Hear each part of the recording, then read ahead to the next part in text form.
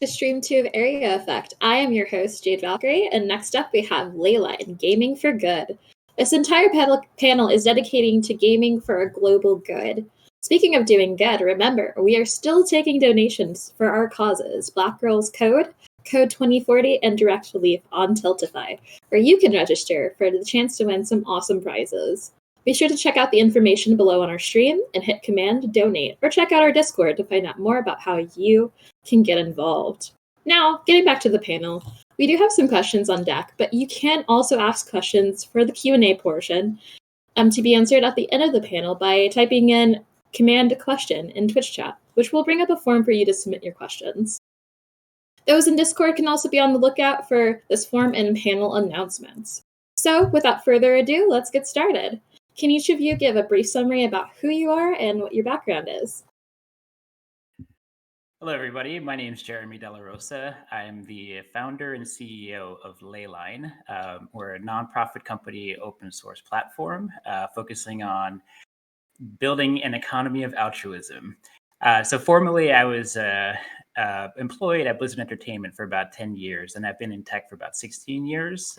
So I recently actually resigned and started this nonprofit. So happy to be here and happy to talk about improving the world through gaming.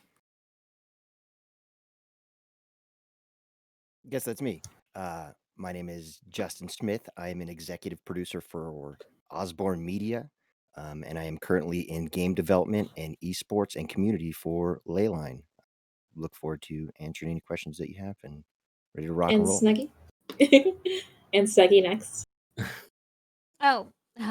My name is Snuggie. I'm a variety broadcaster over on Twitch. I stream for Allyship for the Deaf and Hard of Hearing, as well as I've raised a ton of money for charity. Hey everyone, my name is Justin Gia. I am a third-year student at UC Irvine. I'm working on the Student Ambassador program at Leyline. Previously worked with Jeremy at Blizzard. Happy to answer your questions today. Awesome. And then let's diving right into these questions. So Jeremy, you already mentioned what Leyline is, and could you just explain a little bit more detail for us? Sure. And when I say that we're trying to build an economy of altruism, what we're really attempting to do is essentially allow people to do good things in the real world and get paid while doing it. One of the biggest challenges is if you want to try and do good things, you've either got to spend money, your time, or your skills to make a difference. And most people don't have the luxury to do that because they're struggling. And so we want to flip the equation so that way you're actually gaining passive income while you do these easy things in the world that collectively do a lot of good. So we're actually building a digital platform that's going to connect users to any number of causes. And we actually partner with sponsors to put in a bunch of prizes and cash pool to actually reward all the different users. So we're focusing on activating the 2.7 billion gamers on the planet to try and do some good. And 2.7 billion is just today. That's going to grow to another billion within the next 5 years easy. So there's an enormous potential to tap and improve the world. So yeah, that's what we're aiming to build. This seems like a huge passion project for you. So what sparked your love for gaming and wanting to do good? I've been a gamer. When I was 5, I started off with the NES and was playing Atari games and Coleco with cassettes. So I've always been a pretty huge nerd. Getting into Blizzard was certainly my dream job. And I was able to, it was a little bit sad because I didn't play any more games when I joined Blizzard, just because I was working my butt off. But always loved these franchises: Warcraft, Starcraft, Diablo, Hearthstone, Overwatch.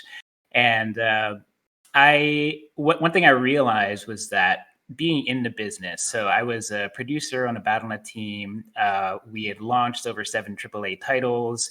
I was on the esports team as well, mostly on the business and international operations side. So running a lot of the media deals, partnerships, all the events and coordination. I spent time with TESPA as well with our collegiate programs and competitive tournaments.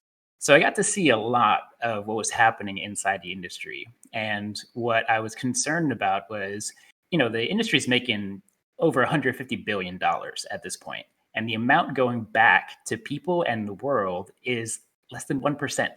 And aside from just the pure money, think about all of the brain power and problem solving capacity that we as gamers are basically performing every day in the digital world. If we just took 5% of that problem solving capability and applied it to real world problems, what could we do in the world? And we've got some big problems in the world today. So to me, it's like we got to freaking activate. And so, yeah, I saw that at Blizzard and I realized this is not enough. We've got to do more and we can do more. And then I realized that a lot of people want to do more. They just don't have the opportunity to do it. So with technology today, we can enable millions and millions and millions of people to contribute with very little effort. And collectively, we have this huge impact. So that's a lot of the inspiration for why I ended up here now, and basically like taking a pretty big leap of faith, because I essentially sold my house, pulled out all my retirement money, sold all of my material possessions, and donated every dollar to this organization. And so yeah, I think I'm pretty all in on this endeavor.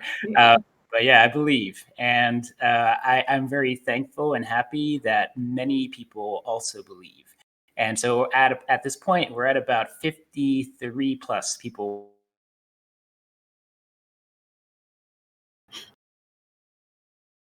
It looks like we have, I am in 2 frames, and we have lost. Annie's back! There we have it. That's great. It's good. There's a small technical difficulty. But while we are working that out, we can go over to Snuggie. So I know that you said that you are being an advocate for the hard of hearing community and other honorable causes. What drives you to be such a dedicated advocate? When I first started streaming on Twitch, my best friend, who was one of my first supporters of my channel, is deaf. And I immediately started looking for ways to incorporate captions because there was none. I started on Twitch playing like PUBG and Overwatch and trying to do sign language while talking to chat, and also communicating in a way that she could understand and be involved was very difficult. So I started working on finding different ways for captions. At this point, there's 3 Twitch extensions. There's a captions plugin for OBS, so it's way beyond me, which I love. But I started that because I didn't feel right being the only channel that a deaf or hard of hearing person could watch. I have also raised money for a variety of charities, military charities. Save the Children was another charity I did. I also did a charity stream for the Foundation for Fighting Blindness, as well as RAIN, which is a sexual assault survivor charity that does a lot of work. Oh, that's super impressive. And so I'm going to open this question for anyone who wants to answer. What is, and this is, take your time with this one because it's a broad thing. What is your definition of gaming for good? Or what is one way that you game or try to do good? I can answer. Yeah. Gaming for good for me is essentially taking your platform and using your voice in order to help those who don't have a voice in that space. So for me in particular, I like to raise awareness for certain military charities that maybe aren't as popular on Twitch, or different foundations or different groups that aren't as popular, to give them my platform to use their voice on. So, like, when I first started, a lot of like opening hearing people's eyes to the deaf and hard of hearing community. But now it's been beyond that. We have people with Usher's syndrome, which they're deaf and blind, and having people understand just because you're deaf and blind doesn't mean you can't be a gamer, and certain things like that. I love that answer, Snuggie. And, I think to add as well, or at least the way that I've thought through the years about it, is that there's this fundamental human nature of play. And so playing games is a way for us to experiment and find out the rules and boundaries of the systems that we're in. And so when you tap into that natural instinct for us to go play, the question is, what's the output of it? And right now, the output of a lot of our playing kind of evaporates into the ether in video games. And so, how do we now actually tie that to the outputs that we want? And game playing is one element, but the idea of gamification and turning any task into something that's enjoyable or creates intrinsic value or economic value, that's the opportunity for me that we have yet to untap. And I think that is a wonderful feature that we can start to build. But beyond that larger piece, gaming for good in general means that you could still do plenty of things at the local level, at the individual level. And so what we want to do is just infuse altruistic activities in whether it's the tiniest thing you do or the grandest thing you do. So that's what really excites me about what gaming can do, because we're just beginning. Definitely. And I think to add on to that, while I was at Youth Esports of America and TESPA, what I really got to see was that when we look at an individual gamer, society just feels like they play games and that's it. Like Jeremy said, there's no real output, right? But what you can do is you can take this one passionate gamer, group them in with a bunch of other passionate gamers into a community, and then channel that energy towards anything else, right? Any cause that you care about, any cause a group cares about, and together become super powerful. And I think now with more and more gamers, like Jeremy said again, like billions and billions of gamers, there's a huge opportunity to drive any cause or any community towards any force of good. I think that is really what this message is all about, right?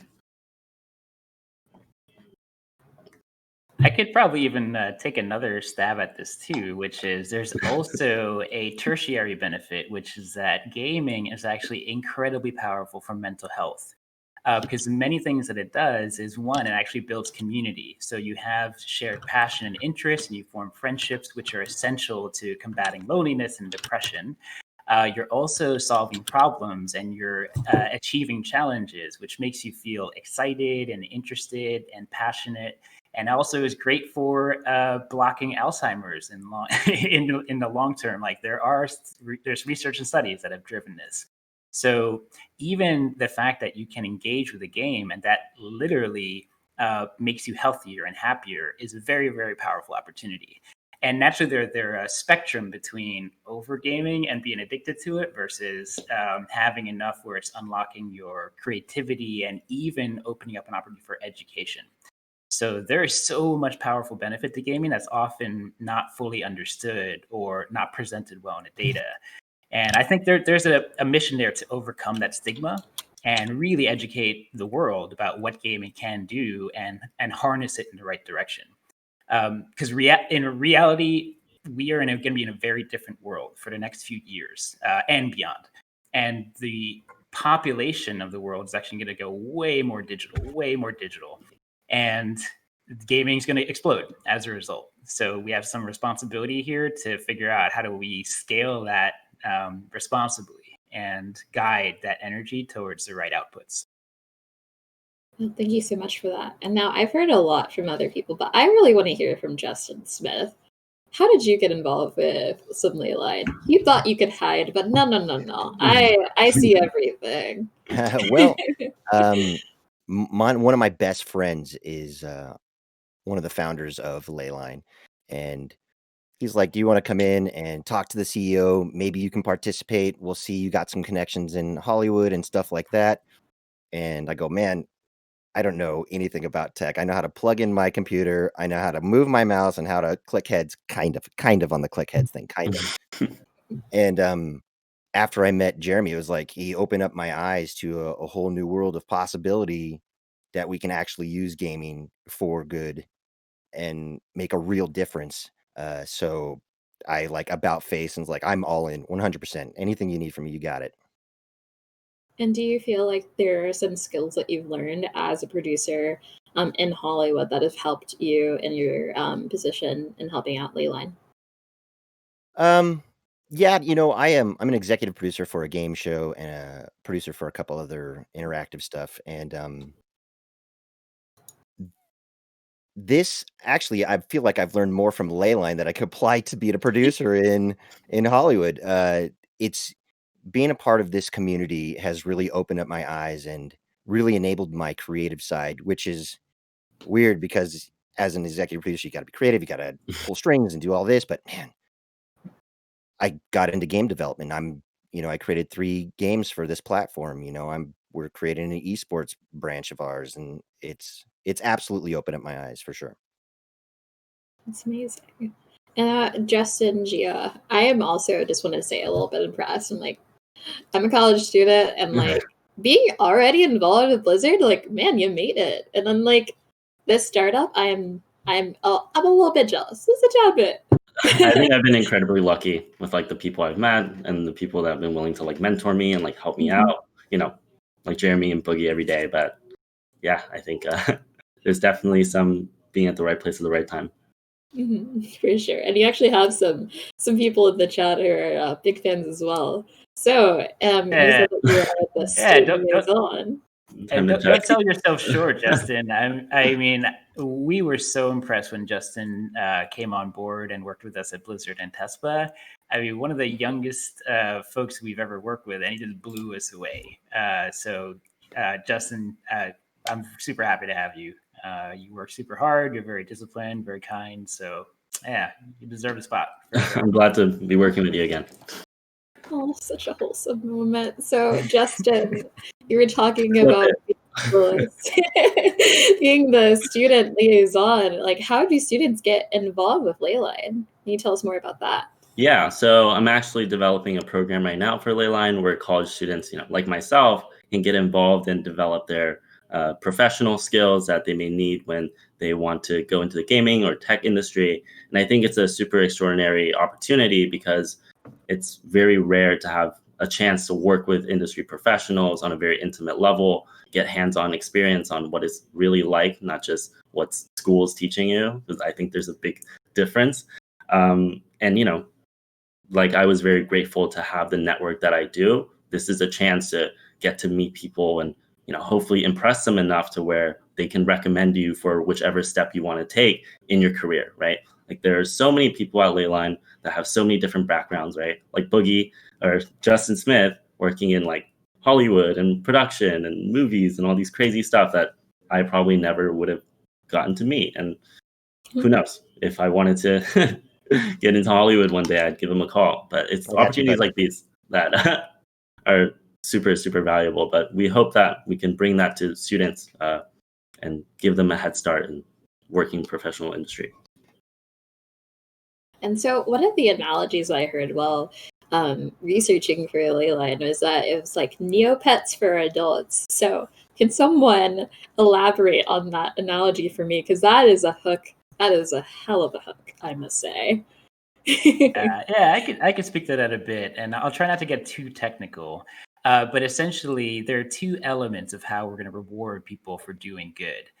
So essentially, the use case is, okay, you sign up for a Leyline account, you download an app to just start to volunteer computing power to science research. So after you've done that, you start racking up Leyline points for all the computing power you've donated, and then they could spend it to earn these gifts. And so it'll be twofold. We have a digital item that you'll receive, which is essentially the Neopet. And then inside that digital item, we're going to plug in a key code. And that'll either be a gift card or a coupon code with one of our sponsors or an exclusive in-game item from one of our gaming partners. So not only are you getting this real world value, but you're also getting this exclusive, rare digital item that you own permanently. So the beauty of having this on the blockchain is that it is not controlled by anybody except you. Even we don't own that item, and Leyline could disappear off the face of the earth, and that item will still be around for you to trade and exchange value and actually utilize in other blockchain games. So we are trying to just pack in as much value as we can and just give it right to the people. And since we're a nonprofit, all of the money that we end up generating beyond our operational costs is just going to go again right back into that prize pool. We're just going to get money into people's hands. So that's the, I guess it's going further than the analogy of Neopets. but the Neopets is basically, the analogy is really about we're building this collector's mentality around, hey, this is my avatar. This is my digital identity on Leyline. And these are all the cool, amazing, crazy skins and unique items that I can get. So you can really deck out your character. But it goes beyond that because now we have this data around how much you contributed to the world. So now imagine looking at your profile and you have your dashboard and essentially your digital resume. And imagine having 100,000 hours of computing power donated to science, and you helped accelerate cures for cancer and climate change and COVID-19. That is the reality that we're building right now. So wait. Hold up. So you're telling me that I can just use this little bit thing, get my hypothetical Neopets, and help cure cancer. That is amazing. I love it. We have a question from chat, though. This is particularly for Justin Smith and Snuggie.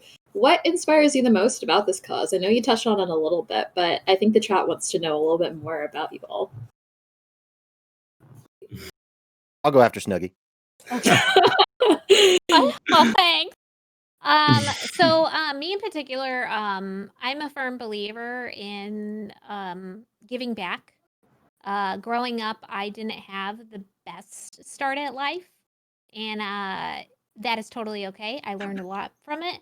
But because of my experience starting out in life, I wanted to make sure that I use the opportunities given to me to pay it forward, because I believe wholeheartedly that I wouldn't be here without the kindness of others. And if I can help forward that kindness onto other people and charities and organizations, then I should do my part because I've been given that opportunity to do so. I'm a giant dork. And when I found out that we're going to basically pay people to play video games to save the world, I was like, how do I get into that? I mean, all my tattoos are Star Wars, like maybe a couple Harry Potter ones. And of course I was in. I've been a lifelong gamer, and it's just another way for people to give back. You know, like Jeremy said earlier, you either need time or you need money. And there's a lot of time now, but we can't go outside and nobody has any money. So how are we going to fix that? And this is the answer. So that's why I'm in. That's just really inspiring.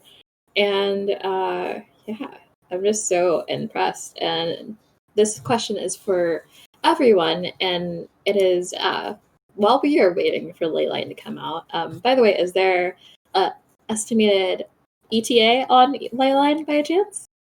Well, I'll say we're going to be doing our big launch push next week. So trying to make sure we get the word out, doing various interviews, and really considering ourselves live. However, we're going to start off with our alpha test, which is friends and family and quite exclusive. If you're interested in signing up to be alpha testers, we'd love to have you part of the community. We'll move into closed beta throughout Q1 or the first half of 2021. Yeah, we're going to make that happen. And we'll move into open beta. So at that point is where we'll essentially be open to the public. But we are focusing on ultra high transparency, and we are investing a tremendous amount of energy and focus on building and interacting with the community. What we want to do is have the community be a part of this development process. So we're going to live stream our major meetings. We're going to show you our budget. We're going to have the users actually participate in the pathways we take with our product development. So we're going to be experimenting some very interesting voting power that our testers and community are going to have. So we want to really take this radical approach of transparency where, frankly, for me, it's just, I don't know why we have to be so private with all of our stuff at Blizzard. I mean, you know why? It's because you can make a lot of money off of it. Like, we don't want to be millionaires. Company. What's that? I said Blizzard's a small indie company. Yeah, exactly. And that transparency, I think, is also key, that we also want to enable a lot more education. Because right now, knowledge in the private sector is very securely guarded. And to me, there's no great reason for that. If you just look at Wikipedia, for example, they don't do any ads. They just do donations. And it is knowledge free to the whole world. Imagine how much good has come out of that platform. We want to do the same thing, but in the professional world. So I've learned so much launching different leagues. I lived in Paris and was doing our digital marketing out of the Europe office.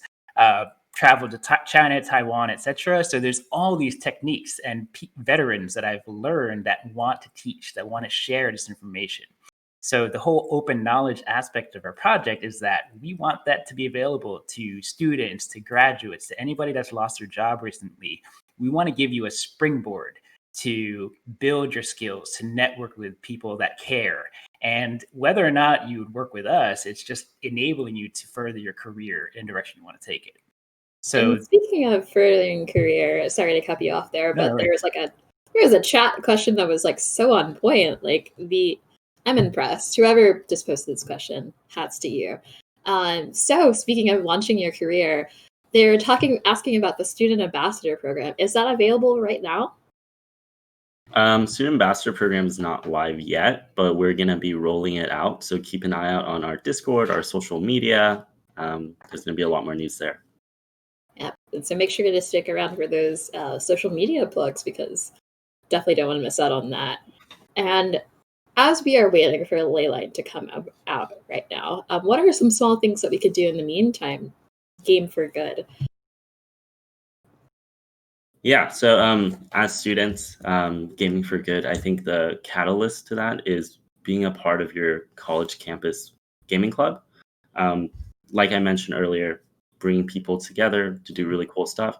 Or if you're just like an individual, streaming for charity like Snuggy does is super impactful, right? But I think it's just taking our time and putting it towards something that is, overall has like a high output to helping others. But there's a ton of great resources like TESPA to whether build a club or sustain the club that you're already in. The collegiate esports environment is growing like day by day. And as a student, I think there's no better time to be a college student and a gamer. Just reach out and there's a ton of resources.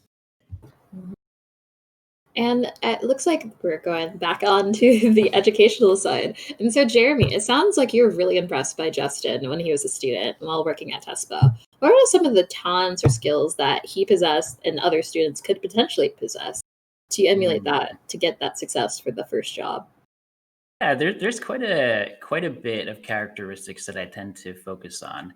And to be fair, I was really impressed and inspired by so many people at TESPA, and not just the individuals working there, but the entire community. And it really opened my eyes to, wow, the next generation, this is where the solutions are going to come from. And I'm much older than I might look. 39 years old, so I'm a little bit of the older generation. So I had to like relearn my language and everything when I was working with the team. But what I saw with Justin, at the very basic level, there is an innate curiosity, an openness to listen and to learn and to respond to feedback, and the ability to just work hard and focus and to get something done. When you have that kind of attitude and that instinct to move and to take action, you can shape that very easily. And then what happens is that as you work with an individual and see them progress, you understand better what their strengths and their passions are. And it's all about positioning a person into the right space. And that's when you see people flourish. So I think that's one of the challenges in the business world is like we just get shoved into a particular box and we're expected to create this output for a number. And that's it. That's how they manage you, by numbers. So I think that's what we want to really change radically is learning is very much about hands-on opportunity. Then it's mentorship. And then there's the academic and research and just training. But it's actually lopsided where training has much less impact and mentoring has much less impact than you just doing the work and getting your hands on experience. So any way that we can do that, for example, as apprenticeship programs, is going to have so much more lasting impact and value than actually, spending a lot of time in a classroom. Not to say that going to classroom is a bad thing, but yeah, we want to help to augment that and to add another venue through which you can learn. And Justin Smith, you mentioned that you were helping develop some games. What was your particular role in that? And how do you develop or help develop games with charity in mind? The games that were developed for this platform were in specificity to increase user flow of this. And the more users that we get, the more good is being done. And the more good that is being done, the better the world that we live in. So that was absolutely the motivation to do that, and some fun stuff to do with friends while you're saving the world. Of course. Yeah, and I'm even gonna like layer on top of that, Boogie. Or sorry, Justin. Sorry. So here's the trick. Here's the strategy. Right now, our biggest partner right now is Boink. So it's a project out of UC Berkeley, where that's how we're connecting to this platform to donate your computing power to science. Right now, it's a desktop app or a mobile app. What we want to do is that it is technically feasible for us to build that straight into the browser so that we could be on any platform possible. So the key is when we build our arcade of different mini games and open source games and indie games on the browser, somebody could be playing that game. Doesn't even matter if it's for social good, but in the background, they're still donating their computing power.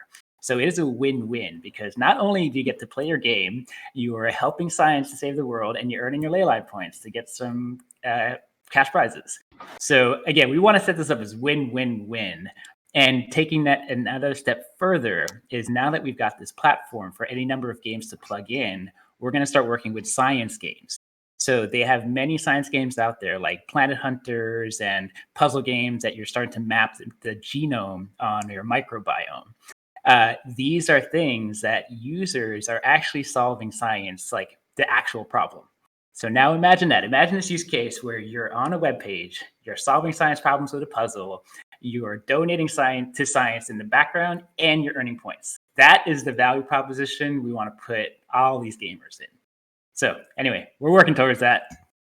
We have come so far from coolmathgames.com being, just not as relevant. Never forget. I'm sure Justin knows about it. We're in the same age group, but that's Never what. forget. That was the best gaming site. Cool math games. Exactly. Maybe Leyline is the next cool math games, but with a little bit more for a charity. Change the game. Change the game. You can change the world. So we do have a question in chat for Snuggy. I am a streamer right now. What can I do to make my stream more accessible? So this is kind of like a self-plug in a way, but if you do go to my Twitter, I actually have pinned on my Twitter, it says captions glossary. It literally shows you all the different ways of captioning your stream. And I think that's probably the most accessible thing that you can do is having captions on your stream, as well as like if you're playing like any video game and it has captions, turn them on. Half the time we watch TV with captions anyway, so just turn on the captions and then you're good to go. As someone who's had blind viewers, I've made my captions larger, but that's more specific to your viewer base. So if you do have someone who is like a dedicated viewer, then I would say go that avenue, but it's a very case by case that I've never had a viewer who has any kind of color vision disability ask me to change the colors or anything like that. But captions I think is the most versatile. It doesn't just help deaf or hard of hearing. It helps autistic people. It helps people with dyslexia. It helps so many different groups with different disabilities actually understand your stream. Even like foreign people who speak different languages, it helps. So it's just widening your viewer base easily. Mm-hmm. And I also remember that you mentioned that you're trying to make sure that other charities were supported as like unpopular charities on Twitch. Do you have any suggestions off the top of your head, perchance? So I know RAIN, it's a very large charity group, but it's not popular on Twitch. Back in the summer when we had all those stories of sexual assault survivor cases, I really advocated that we actually turn it around and help those group of people and help those survivors. And it's across the entire United States. Save the Children is another charity that I'm extremely passionate about. They don't just help children here in the US, they help children worldwide. So they help children in rural areas get education. They help children worldwide get vaccines. They've been helping families with the COVID process as well. Wounded Warrior Project just started coming onto Twitch, and they're pretty recognizable for their name, just not on Twitch. And they're in a fantastic organization. I've done charity streams for Mission 22, which is another military charity. for the 22 veterans who unfortunately do commit suicide every day. So they do a lot of work with PTSD and BTI. And then Foundation for Fighting Blindness is probably one of the only charities out there that does just about all the research and development for every vision disability out there. Oh, amazing. And I really hope that everyone in chat has wrote that down or watched the VOD to make sure that you check those There will be a test later. Exactly. Snuggy will hunt you down. I will. So it seems like Leyline really doesn't, the idea doesn't necessarily have to be limited to gaming. Are there any thoughts about how this could be approached to a general, like a even broader audience? Realistically, this platform is for anybody on the planet that has a phone. Like, that's all you're going to need to participate in this economy. But practically speaking, we are starting with gamers because this is the biggest and most socially connected cohort there is. Gaming is this ultimate unifier on a planet. It doesn't care about race or nation or belief system. It's just you're here to have fun and enjoy and be a part of the community. The other element is that this is a very digital oriented platform. And it's also basing these intrinsic motivators like your social reputation, your ability to solve complex problems, and connecting with other people. This is the kind of stuff that gamers live for. And, being on a dev side of things, I've seen all the data. Like, I've seen exactly what are the motivators that drive people to come back to games and stay engaged. And so I think this is the perfect place to start because it's a gigantic community. Gamers have the most badass computing power rigs that are out there. And so we can have an enormous impact on accelerating science. So we're aiming to, accelerate scientific research by months. Like, we can add an order of magnitude or 2 orders of magnitude of computing power. So yeah, I think we want to start there and then grow to the more public base. And I think it's going to give a lot of momentum. Like I said, this generation is going to be the one that saves the world. So I'm betting on you guys to make that happen and get it started. Yep, you heard it, chat. Use your RGB to monitor setups of all of your Elgato Corsair, one of our sponsors. Yes, Corsair. Setups and rigs for good. We have another chat question.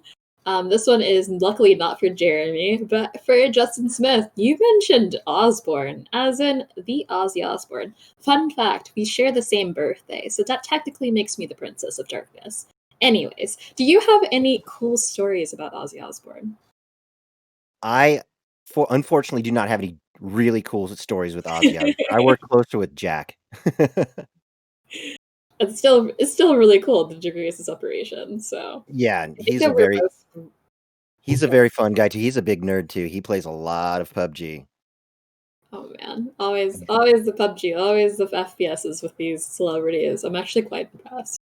Yeah, I'll say this. Here's a challenge of working in the entertainment industries is that you don't have a lot of PG-13 safe stories. We got a lot of stories that we probably cannot tell on the stream. I'll say that. I would echo that. But we could do some community Q&A nights and just lay it out.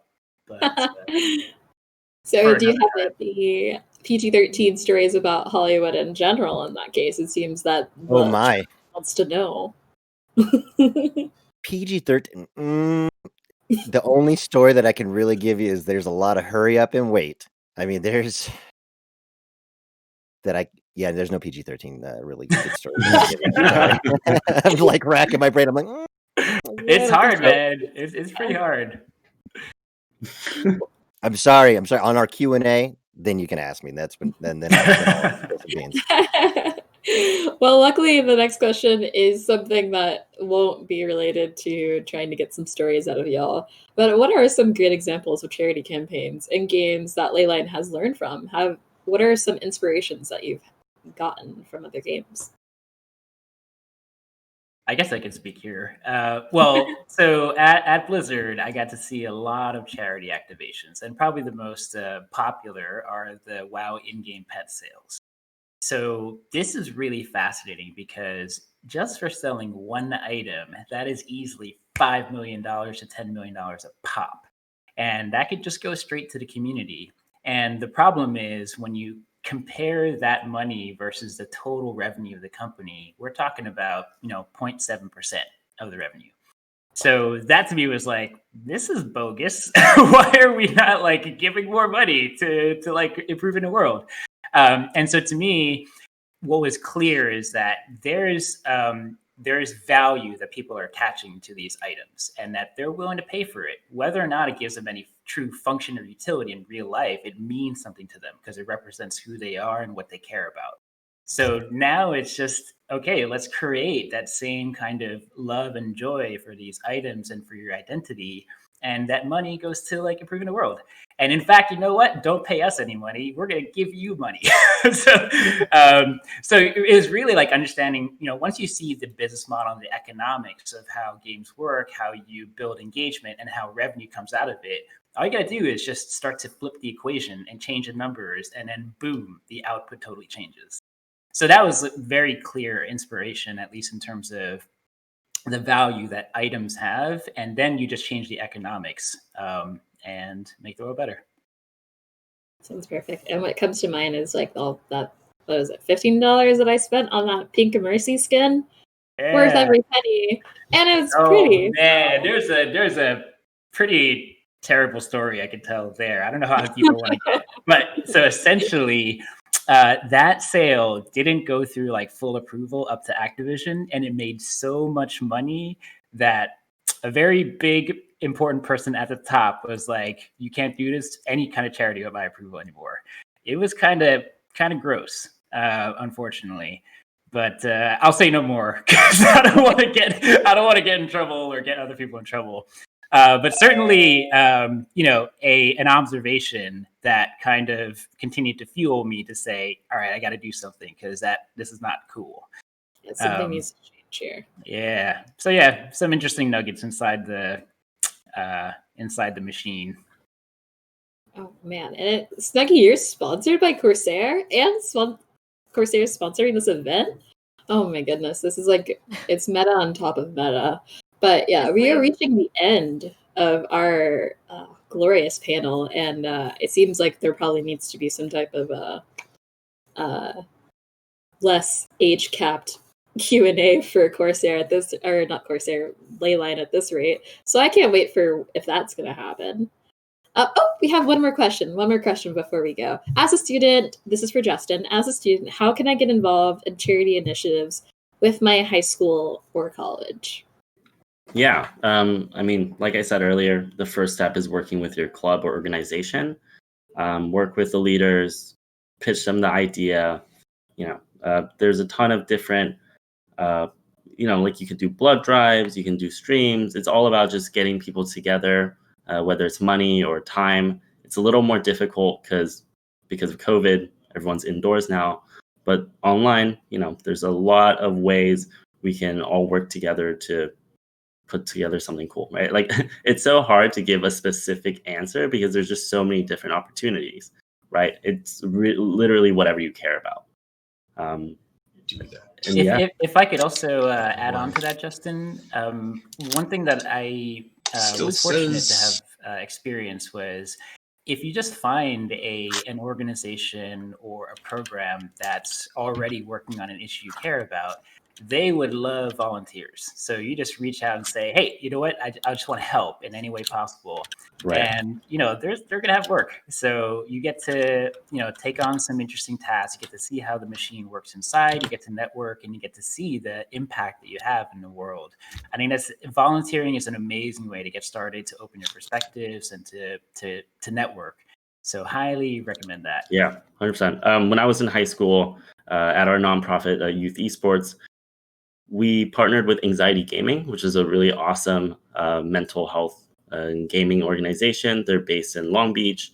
And so we had students from different clubs go to events. I remember one Thanksgiving, we had a clothing drive. So every club in Southern California donated, hundreds of pounds of clothing, and we spent all day just sorting them into different categories and then delivering it to different organizations that was working with anxiety gaming that took the clothing, gave them to families in need. Right? Things like this that you usually don't see a bunch of nerdy gamers go out on like a Saturday morning to do is just super cool, right? And like Jeremy said, we literally sent them an email saying, hey, we got like hundreds of kids that are kind of bored and we're looking for something to do, and they're not going to say no. That's for sure. So we're going to close out this panel. Thank you so much for all of you all and your insight about Gaming for Good. This has been truly inspiring. Where can we find you on social media? Well, we've got, if you search across Facebook, Instagram, Twitter, and those handles will be Leyline Nonprofit. My personal Twitter is @poet, but all underscores.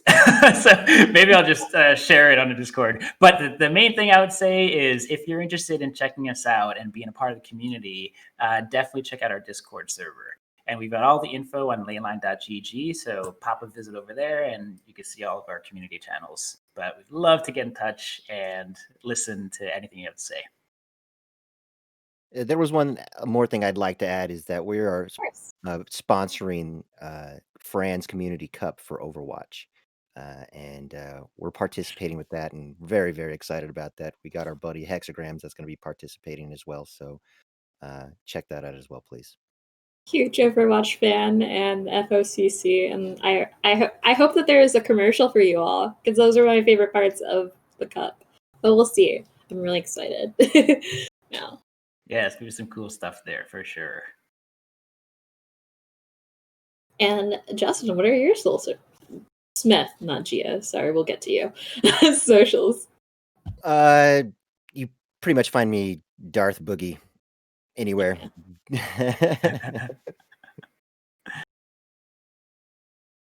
Is it me? Is it my turn to do the plug? Your turn, Malcolm. My Twitter is @Justin_J1A. Yeah, I think that's for Instagram too. But literally Snuggy Bomb on every platform: Twitch, Instagram, Twitter, TikTok. Nice and easy.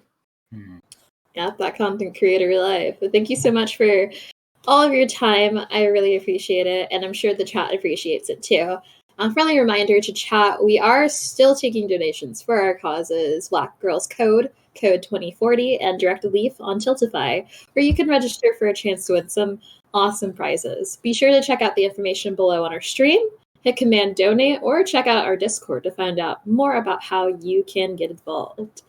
And we like to quick shout out our sponsors, which includes Leyline, which as you all know, is a nonprofit creating a digital economy that rewards people for contributing to causes they care about. As well as Twitch Student. Twitch Student offers the means to grow an even larger audience, represent your university on Twitch, and gain skills and experience valuable for a future in gaming. And Geek Therapeutics, the leader and the gold standard in teaching professionals, parents, students, and others about geek therapy. Thank you so much for tuning in to this panel, and stay tuned for the next one. It's going to be great. And bye-bye. Bye. Thank you.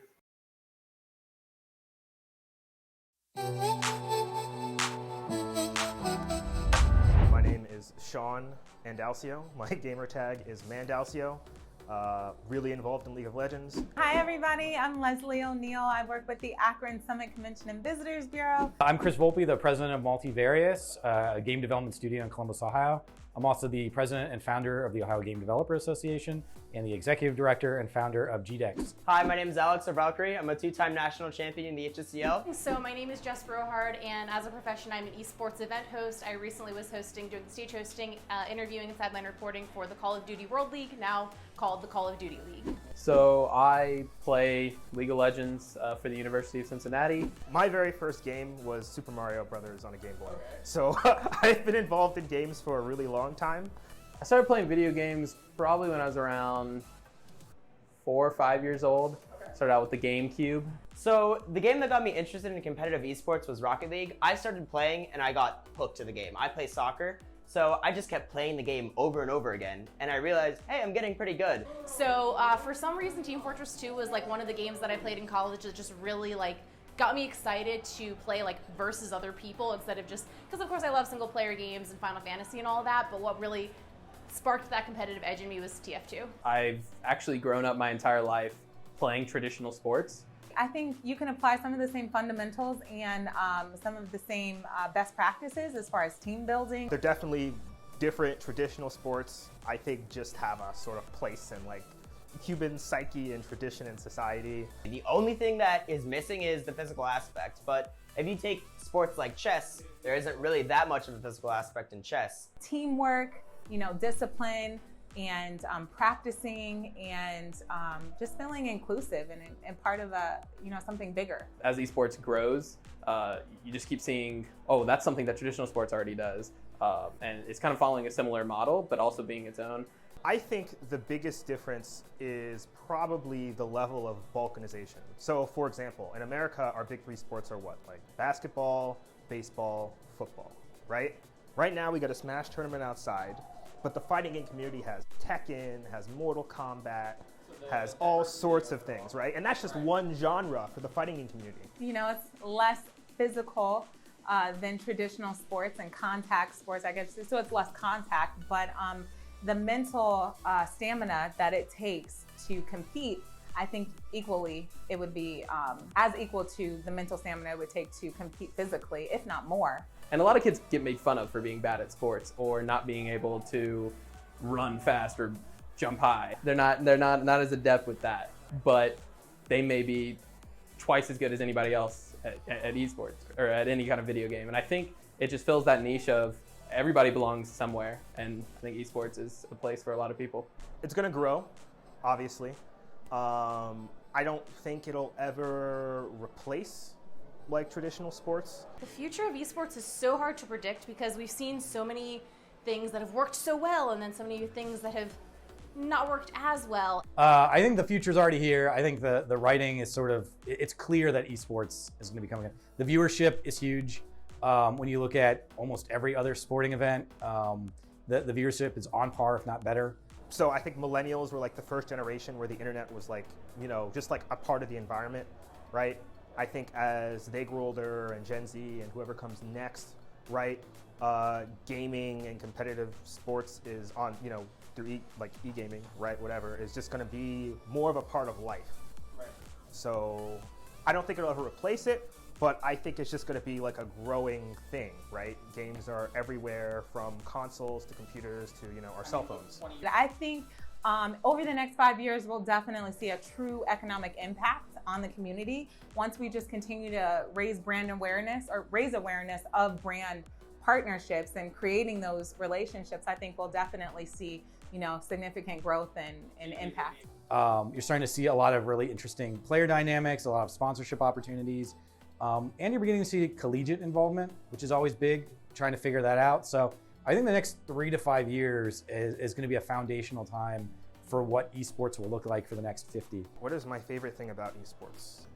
Oh gosh, the excitement in the room when players, no matter what level, whether you're a pro, semi-pro, amateur, you're just playing for fun. Every sports event that I've attended, the energy in the room from the fans and just the competition component of it, it's exciting. I have friends who live in California or who live in Michigan or who live in Wisconsin, and it's not easy to get a plane out to Wisconsin, right? But maybe, every other weekend we can get together and play some league. Esports communities make the world feel a lot smaller and a lot more manageable because you have your little community of people who enjoy watching or playing the same game that you do, and even if they're from Finland and you're from California, you can still kind of be brought together and unified over this game that you love. I think the hype that you don't get from sports like soccer. Like scoring a goal is hype, but you only score like a goal or two a game, and that's over the course of 90 minutes. A Rocket League game takes 5 minutes, and I get just that equal amount of hype in 5 minutes versus 90 minutes. I think my favorite thing is just how new it is. I've always been a really big fan. I like to jump into the pool where nobody really knows what's going on. And esports is so new that people are trying to figure it out. There's no answers for these things, right?